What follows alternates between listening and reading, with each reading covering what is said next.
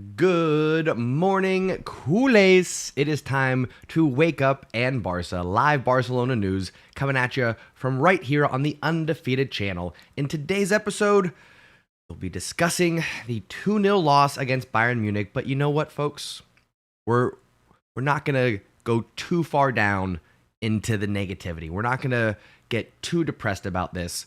I have some perspective to offer that hopefully will be a little bit uplifting to the Culés. We, of course, will be covering the good, the bad, and the Barça here today. So make sure that you are subscribed to the channel so you can be part of the conversation as we do a full match overview of Bayern Munich 2-0 over Barcelona.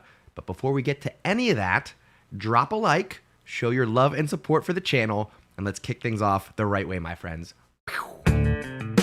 Ladies and gentlemen, you are now tuning in to the undefeated Mustache John.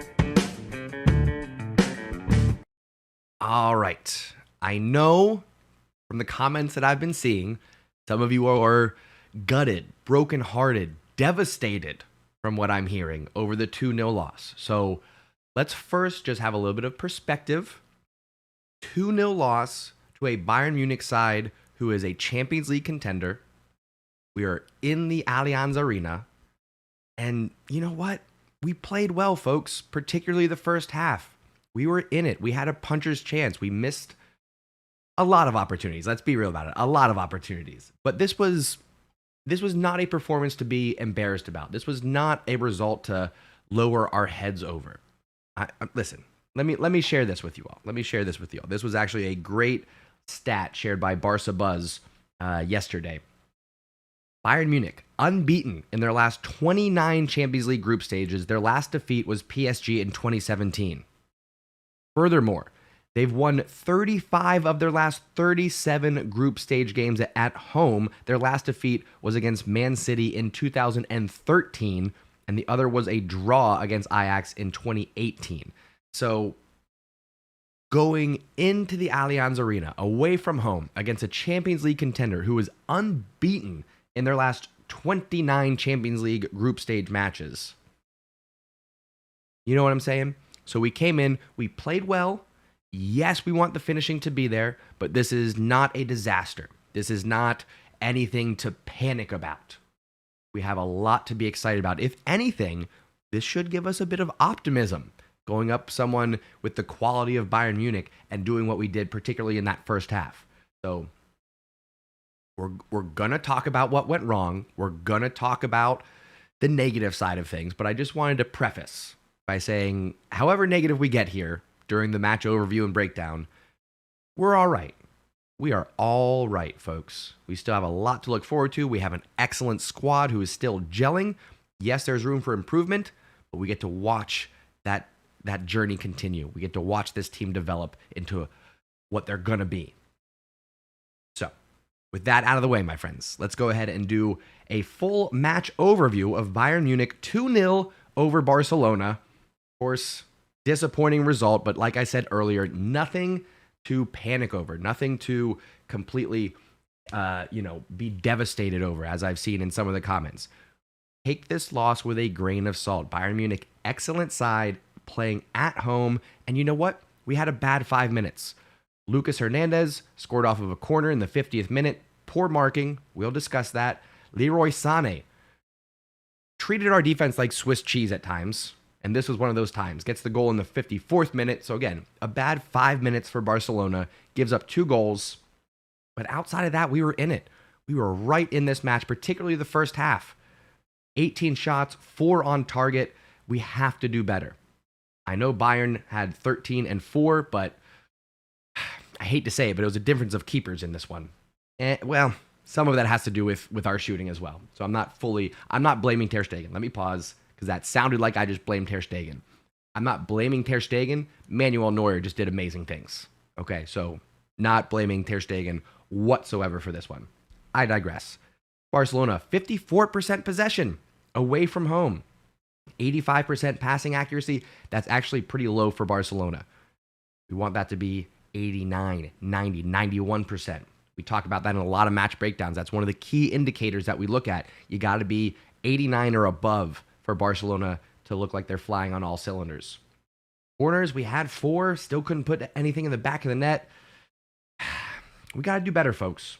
So after our second match, we are second in the group, only by goal differential here. So Bayern is top with 6 points. I'm assuming they're going to demolish Plzen. We got to come up big against Inter in our next match. We've got the double, the turnaround, the home and away against Inter Milan. So we got to be ready for that. But we're focused on this match against Bayern for right now. We're going to do a detailed breakdown now, going over the good, the bad, and the Barça from the 2-0 loss. Now, again, some of you in the comments that I've read might say that there was no good. It was all bad, all terrible. We're back to square one. Barcelona are this and that. Alonso out, Xavi out. I've seen it all. Lewandowski, we wasted the money. He's too old. I've heard it all. Okay, but there was actually a lot good about this. We improved tremendously, my friends. Tremendously. Let me officially get the correct lighting here. There we go. The good lighting. This was a tremendous improvement. This was no 8-2. This wasn't even like last year when we lost, 3-4-0? Whatever the scoreline was, we were dominated in those matches last year. This year, not the case at all. First half in particular, we bossed this match. Possession, tiki-taka, counterattacks, creating opportunities. We just didn't finish. We'll get to that. But we bossed that first half, created 4, 5 good chances that should have been in the back of the net. So, I'm bummed about the scoreline, but again, let's not treat this like an 8-2 loss by any means, okay? What was good about this match is that even though we didn't get the result we wanted, Xavi got the tactics right. Everyone kind of pooped themselves a little bit when we saw Alonso's name on the starting lineup, but you got to say, outside of the one mistake, which was huge, and we'll talk about that in a moment, outside of the one mistake marking Hernandez on the corner, Alonso actually had a decent match. And looking at our left back options critically, I wanted to give Xavi some guff for this, but at the end of the day, that was probably the right decision. So from the lineup and the tactics that Xavi put forward for this match, he got it right. Again, I'm going to say it a million more times in this match breakdown. If the finishing was there in the first half, it's a different story. So it's good that Xavi at least got the lineup and the tactics right for this one. Now, let's talk about what was bad about this match, okay? I mentioned it already. Alonso, despite having a pretty decent match, he completely let Hernandez go on that corner kick. Leads to the goal. Near post, little deflected header in. It should never happen. Alonso shouldn't have left that mark. Ter Stegen should be out punching that ball away if it's anywhere near that near post. That should be Ter Stegen's ball. So that was bad. I'm also going to call out Dembele. I saw somebody in the comments on one of my clips from the reaction say that Dembele needs to understand that this is not a La Liga side. This is not Valladolid that he's running up against. He can't just take on 2-3 defenders when it's a Bayern Munich. So, as much as I am loving what I'm seeing from Dembele this season, going up against these elite clubs is a different challenge. And we're going to have to see if he can rise to the occasion. Rafinha did a little bit better, but I'll say I wasn't happy with either wing play overall. Dembele, more so. I really thought that he was going to rise to the occasion a little bit better. Slow to get the ball off of his feet. Wasn't able to dribble past defenders. So not happy with Dembele's performance.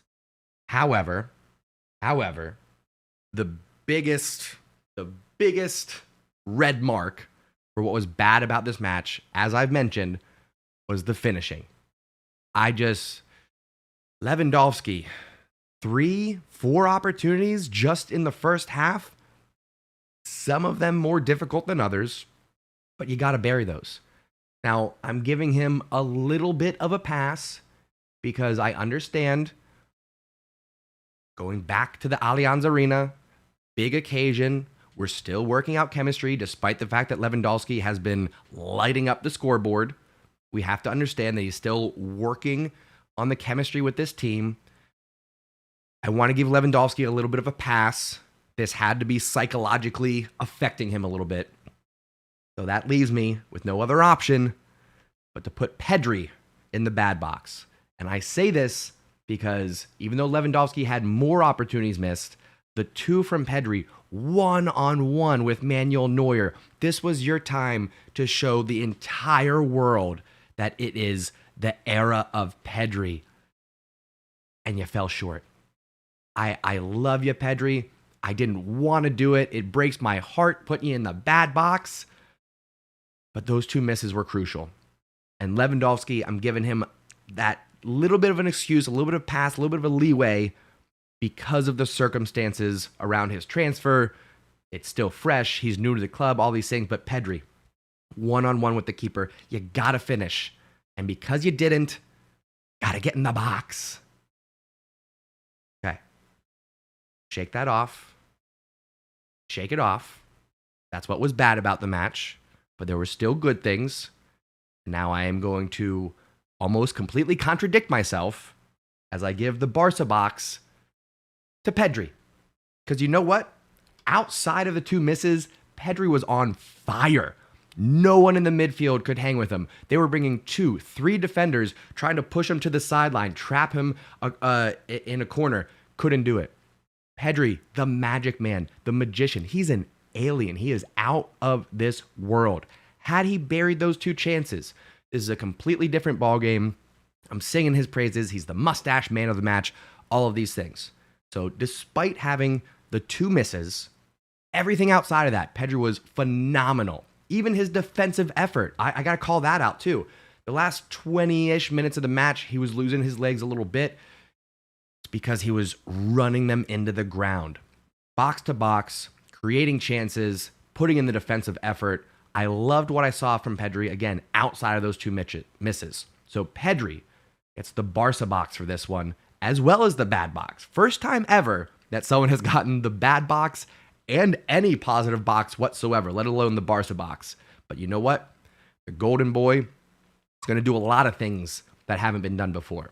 So he also gets the Barça box for his overall performance against Bayern Munich. Now, that brings us to the mustache man of the match. And this one, I'll say, I had to think about it a little bit because with the defeats, with the losses, sometimes I'm hesitant to give out a mustache man of the match. Sometimes I just don't. We do still need to come up with a different match award. I don't want it to be too negative, but we need to have something that's a dubious award. Maybe it's the Barcelona blame game. I don't know. Give me your ideas down in the comments. I digress. The mustache man of the match for this one is someone who put in a tremendous effort, somebody who is being asked to play out of position, somebody who rose to the challenge, and honestly, even though we gave up 2 goals, out of the 4 defenders, I think he was the least culpable. That's a word? I think it is. I digress. Jules Koundé gets the mustache man of the match.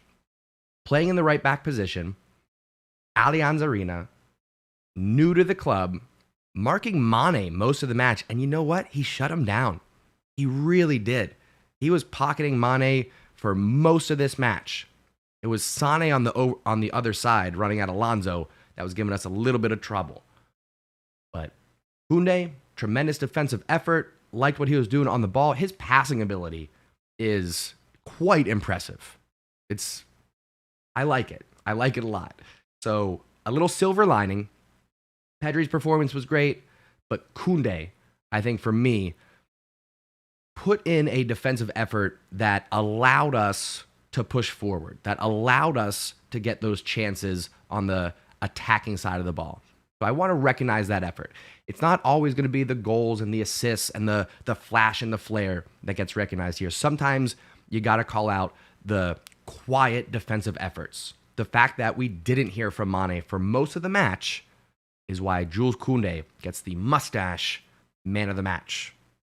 That's where I'll pause. I'll turn to the chat. I'll get your thoughts. And if you're watching this on replay, let me know down in the comments what you think about the good, the bad, and the Barça from our 2-0 loss against Bayern Munich. And before we carry on with the conversation, everybody, whether you're watching it live or on replay, take a moment, hit that thumbs up.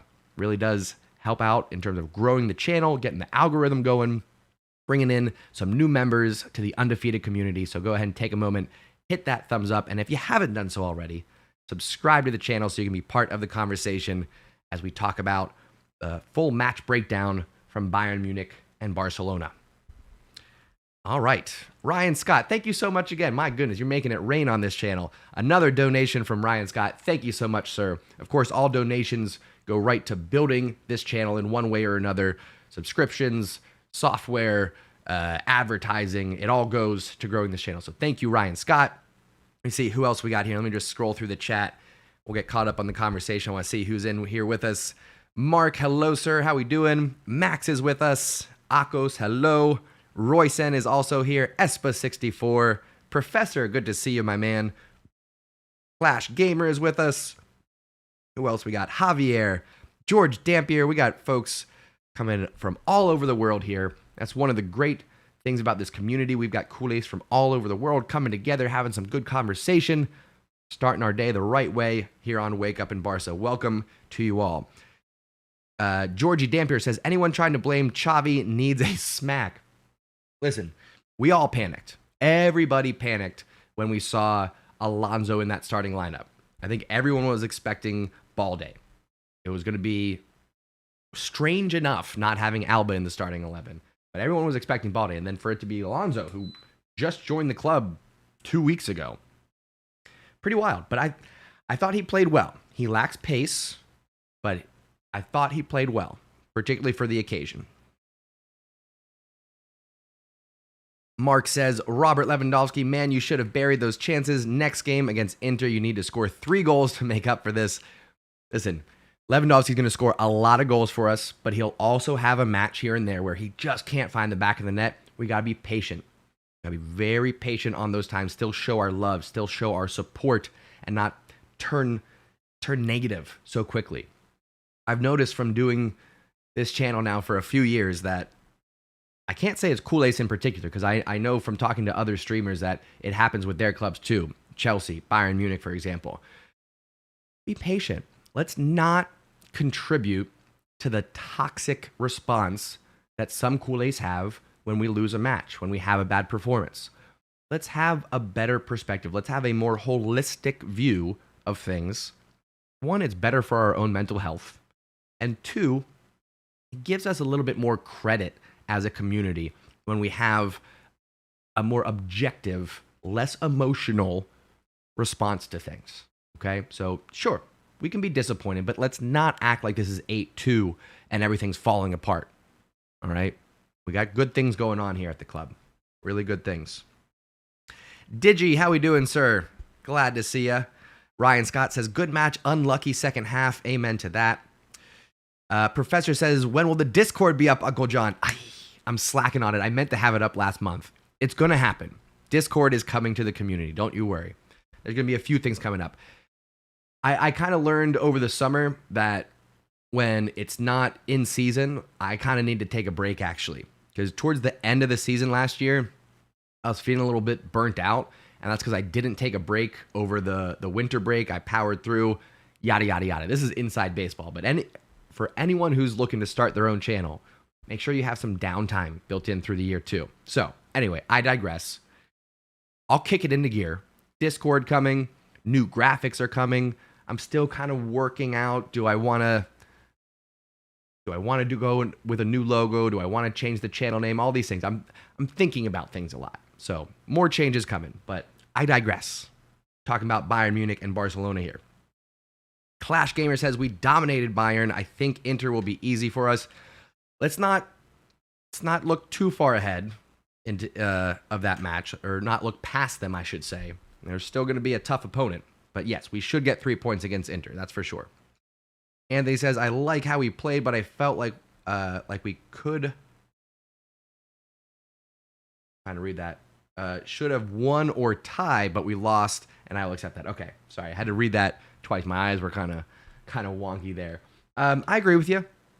Could have gotten 3 points. Would have been nice. but it didn't happen. Didn't happen. Would have been big. Again, Bayern Munich haven't lost at home in forever. So it was a big task for Barcelona to come in and do that. Tom Chi, how we doing, sir, says, I'm still confident that we will win against Inter away and at home, against Pilsen away, and then we can beat Bayern at the Camp Nou and still top this group. That is a possibility.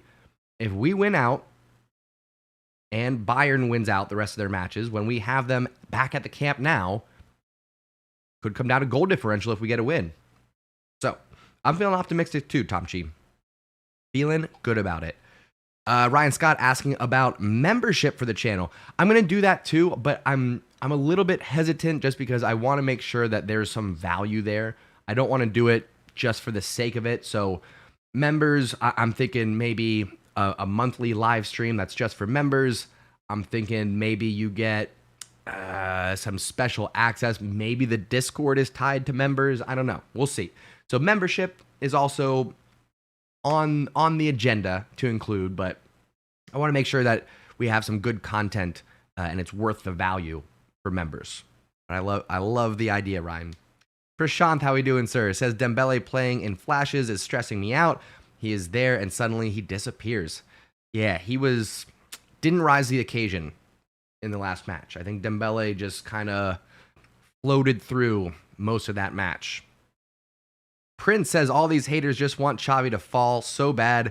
We played so good, just wasted a lot of chances. We will bounce back and hopefully beat Inter. Amen to that, Prince, and thank you for the positivity. Absolutely. Love that attitude. Max says, I'm confident we'll be winning versus Bayern in the Camp Nou 3-1. I think we're going to get a 3-0 at the Camp Nou. I think we played that well. Now, if things go just a little bit differently for Barcelona, a 3-0 at the Camp Nou is totally within the cards. Let's go ahead and actually, we'll jump over. Let's take a look at Barcelona's upcoming fixtures. So we do have a match against Elche this Saturday. Unfortunately, this is going to be the last one for a while, but unfortunately, I'm traveling for this one as well. I might do a mobile stream, though, so don't count me out. We might do a live stream, but it might be on my mobile phone. We'll see. Then we have Mallorca, October 1st, and Inter, not until October 4th. So it's a couple weeks away, but that's going to be our return to Champions League, and this is going to be a must-win for us. You can see 2 and 3 battling it out. Whether we're on top or Bayern's on top, we got to battle Inter for one of these two spots, inevitably. So a win against Inter away from home would be huge and a great way to recover from this 2-0 loss against Bayern Munich. Would love to see it happen. Other thoughts, folks, from the match breakdown. Ovi, good morning to you, sir. So far, I think, Ovi, you're the only one who's kept up with the Sensei nickname, but I love it. So please continue that. I appreciate it. Sensei, Uncle John, Stash, Mustache, all of these things. All the nicknames work, and I do appreciate it. Mark says, October fixtures are horrible. We play 3 games every week. October is a huge month. Let's actually jump back to it. Because October is, like I said, a huge month for Barcelona. Mallorca match, sure, whatever. A little warm up, a little appetizer, get that going. But then we've got Inter, a big, crucial match in Champions League. Celta Vigo, who's a rival and never an easy match, even though it's at home.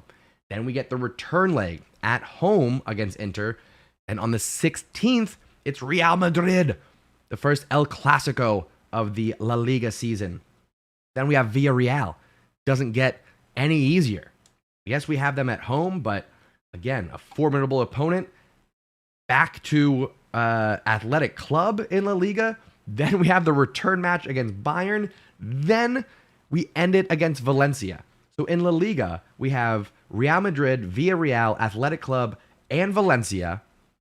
And then in Champions League, we have Inter twice and Bayern Munich. An absolutely insane October for Barcelona. So make sure you are subscribed to the channel. Make sure you turn on notifications so you know when we're live. We'll be covering all these matches with a live watch-along party, and we'll be covering all the news in between, pre-match, post-match on Wake Up and Barça right here on the Undefeated channel. So subscribe, turn on notifications, come hang out with us for the live streams, because we got a big October coming up. Visca Barça. Oh, I'm excited for this one, folks. Very excited. Let's go.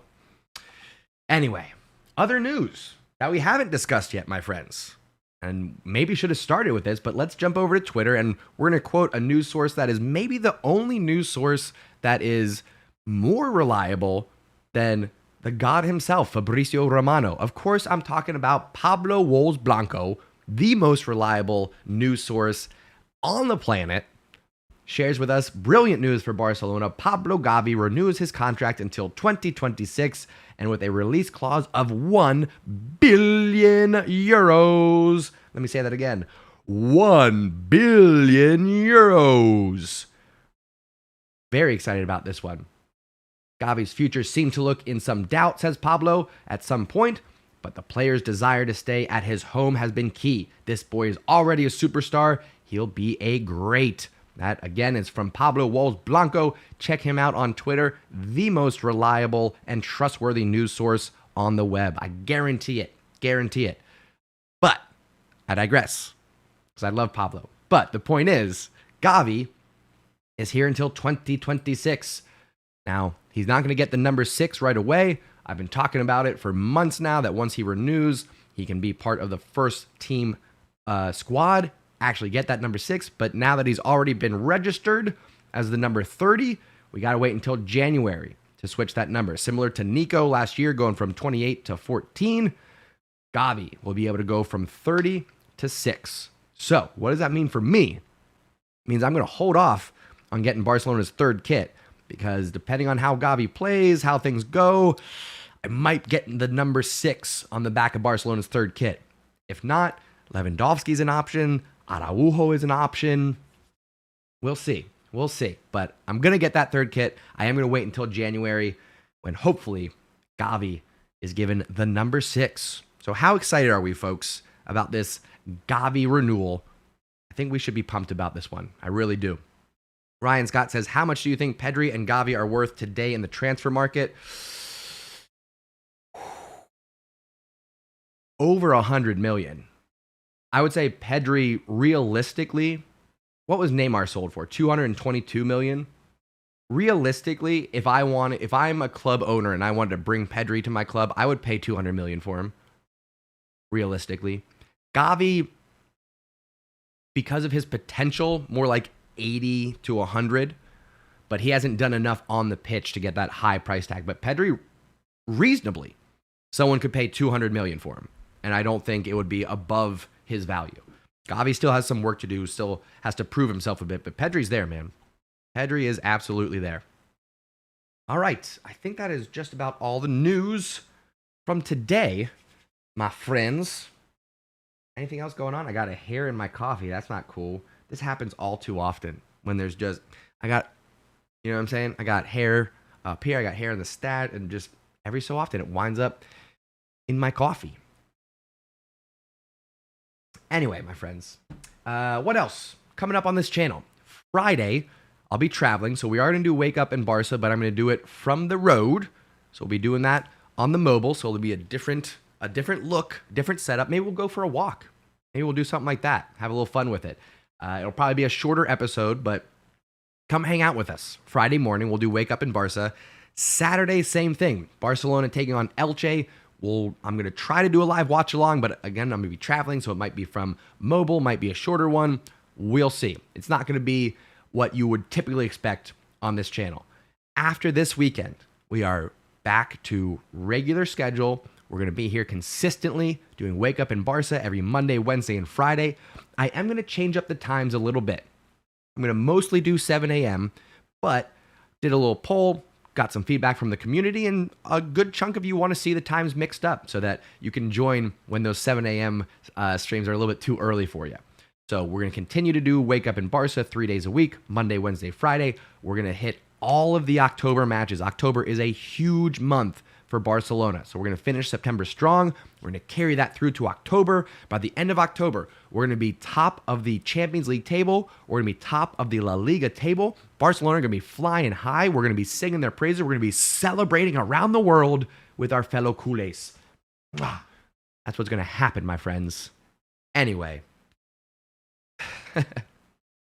Max says, would I take Saint Maxime at Barcelona? Not at this point. We have way too many wingers of a similar style, so I would say no to that. Anyway, folks, a little bit of a shorter episode today, but I hope you enjoyed it. We covered a full match overview of Bayern Munich and Barcelona. We did the good, the bad, and the Barça. We talked about Gavi's new contract. We had some good conversation. So I hope you enjoyed it. If you did, don't forget, hit that thumbs up before you go, whether you're watching this live or on replay. Easiest way to show your support. Smash that thumbs up button.